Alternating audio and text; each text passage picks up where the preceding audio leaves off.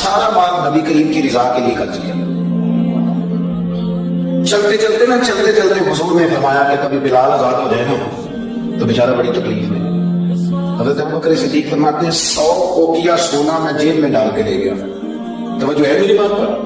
गुलाम की कीमत ही 1-2 ओकिया। कितना लेके कितने गए? कहने मैं कुछ नहीं कहता, एक दफा बोल नहीं सकते। कितना जी? नौजन भी कुछ बोले, मैंने पता 100 यानी समझ ले चीज 1 रुपए की ले गए 1 लाख रुपया जेब में डाला। हुजूर ने चाहा है ना बिलाल आजाद हो, तो महबूब की चाहत की कोई रेट है कोई नहीं, ले गए। जाके उमैया बिन खलफ से कहा कि मैं बिलाल को खरीदने आया, तो वो कहने लगा 30 ओकिया सोना लूंगा बिलाल को आजाद करने का। आपका तो मुझे नहीं पता, मैं देहाती आदमी हूँ, देहातों में ना कभी कोई बैल कोई भैंस कोई गाय खरीदने जाते थे तो जिसने नहीं ना बेचनी होती थी वो बड़े महंगा रेट बता लेता था, और सामने वाला कहता था लगता तेरा प्रोग्राम नहीं देगा। यही होता था ना, तो पैसे इतने मांग लिए तो देने नहीं चाहता। तो हजरत बिलाल हबशी कितने पैसे भाई? उसने कहा जी 30 ओकिया। वो कहता मैंने इतने मांगे थे कि कोई दे सके, मैंने बड़े पैसे मांगे। तब कहा 30। तो तब बकर सिद्दीक फरमाते मैं तो 100 लेके गया था। कहते मैंने 30 निकाले और दे दिए। हजरत बिलाल को आजाद कराया।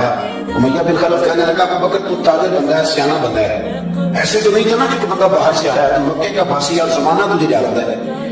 अगर तू 1 ओकिया सोने पे अड़ जाता ना कि मैं सिर्फ 1 ओकिया में बिलाल को खरीदूंगा 1 में, तो उमैया कहने लगा मैं 1 पर भी बेचने में तैयार था। मैंने तो 30 इसलिए मांगे थे कि तू चला जाए, और मैंने 30 मांगे कि तूने 30 दे दिए। हालांकि तू 1 ओकिया पे जिद करता तो मैं दे देता। अबू बकर सिद्दीक मुस्कुराए, फरमाने लगे तू अभी काफिर है, तुझे अभी ईमान के जायके का पता नहीं, ये तो तू अभी तू आशना नहीं ना, तुझे क्या पता? और ये भी एक मजा है, तुझे पता नहीं ना, ये भी एक जायका है, ये भी एक सुरूर है, तू अभी इस सुरूर से दूर है। वो इकबाल कहने लगे ना देखत भी नहीं।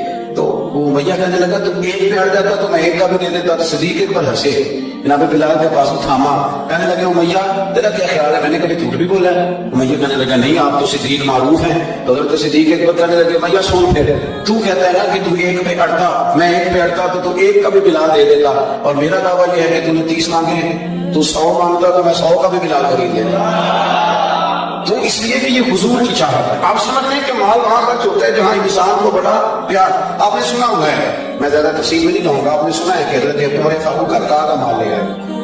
आधा लाना भी कोई आसान काम हो, 2.5% ज़कात होती। अगर आपको ये वीडियो पसंद आई हो तो सब्सक्राइब करें, लाइक करें और दूसरों तक जरूर शेयर करें।